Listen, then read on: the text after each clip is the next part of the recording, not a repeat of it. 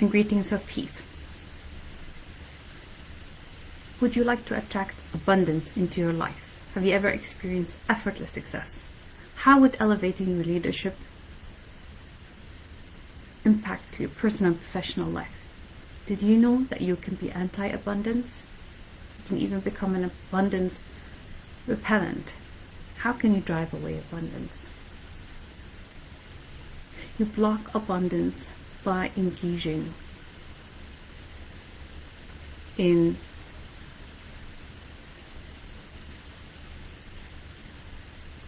evil as normal. How is that possible? How can evil become normal? It's a very interesting concept, actually.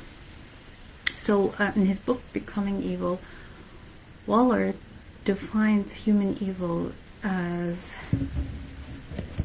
the deliberate harming of humans by other humans. So that could be any form of damage, right? Psychological, emotional, physical.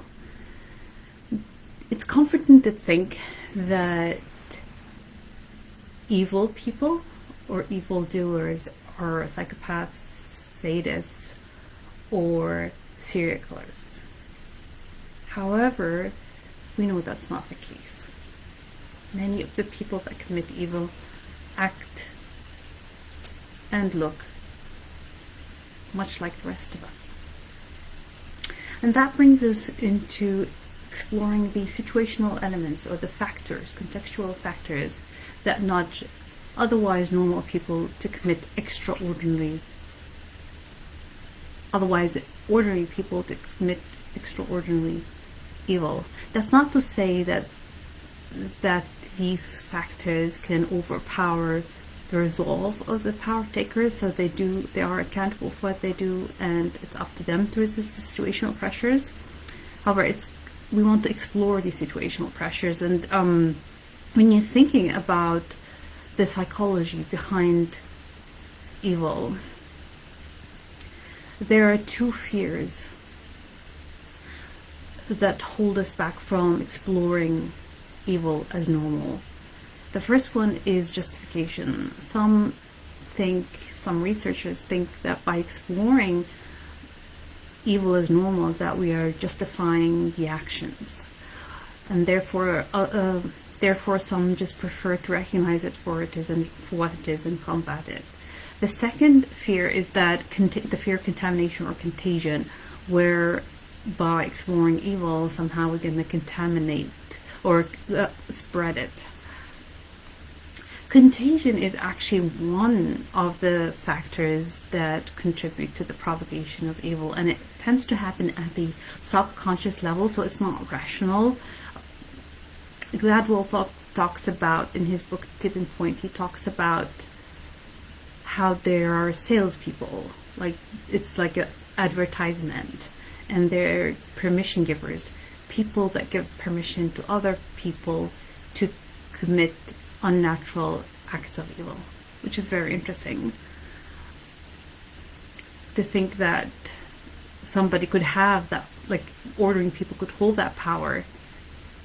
It seems to be true, however. So, for example, there is the teenage suicide in Micronesia, in the Pacific island of Micronesia. It was unheard of until there was a big spike in the 1980s, which is quite chilling.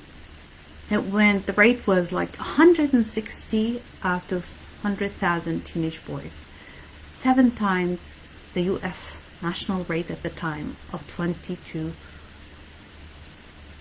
for every 100,000. These young boys were taking their lives for the most trivial reasons.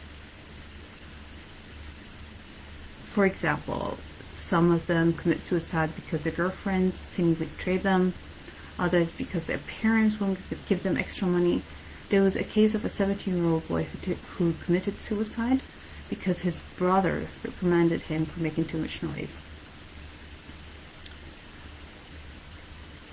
The scary part is that there's a similarity in the in the contextual factors. So they all happen around the same time, after a weekend of drinking with friends, for the smallest reasons, and then the actual carrying out of the procedure, it's almost like it's following an implicit protocol. So somehow the evil of self-destruction became the norm. It became commonplace, the evil norm. So it was a form of self-expression,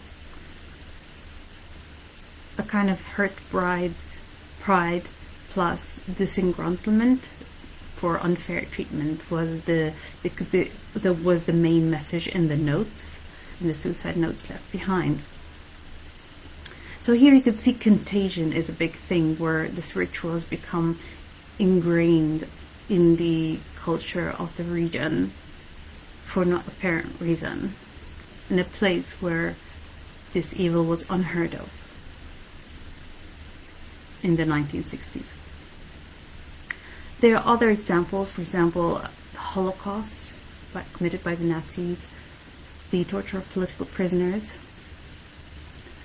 the Rwandan genocide, where 70 to 150,000 of the Hutsus massacred 800,000 of their Tutsi neighbors in the span of 100 days. And it was this whole concept of the banality of evil, where they would just wake up, have a hearty breakfast, and then they would meet in a field, and they would get their instructions from their leader, the permission giver, and they would go and rampage and slaughter their neighbors.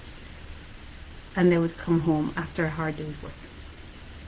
This whole idea of dehumanization. So there are a number of factors that would motivate people to commit unnatural acts of evil. First is peer pressure. Then there's the commission of authority. Also, if they can remain de-identified or anonymous, so they won't face repercussions. There is the role of the permission giver, so someone that leads the way, and also the ability to dehumanize the other. Because it's kind of hard to fall into this trap if you think of the other human being as an equal human being worthy of dignity, rights, fair share of their resources. And thus evil becomes the norm, or the evil norm. It's ordinary, it's normal. So how can we conquer this evil? First step is to be aware or acknowledge the fact that, or the potential that anybody can become an evildoer. They're not born evil, it just happens somehow, part of the pressure and everything that's involved, but it's possible for anybody. Number two is for leaders to be on the lookout for evil behavior and mitigate the conditions that perpetrate it or propagate it amongst their followers. And then there comes the role of the followers to develop the resilience and the resolve to resist situational pressures when faced with a situation where they have to commit something evil, unnatural, immoral, anti-moral, actually, moral with a negative sign assigned to it.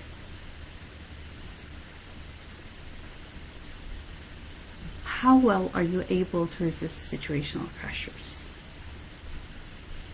including peer pressure? This is Dr. Aya Akeri, certified leadership coach, credentialed by the International Coaching Federation, organizational leadership specialist, and emotional resilience coach and mentor. You can reach out to me through my website, www.drayaakeri.com. You can also download my free goal setting guidebook and goal setting workbook, and sign up for my upcoming book, Lead from Your Soul, the 4 worldviews of inspiring leaders. Please, I would like to hear your takeaways and your feedback. Have you ever experienced or come in contact with evil as ordinary? Are you able to spot it? Are you aware of it? How well are you able to resist situational pressures? Thank you. Have a wonderful day.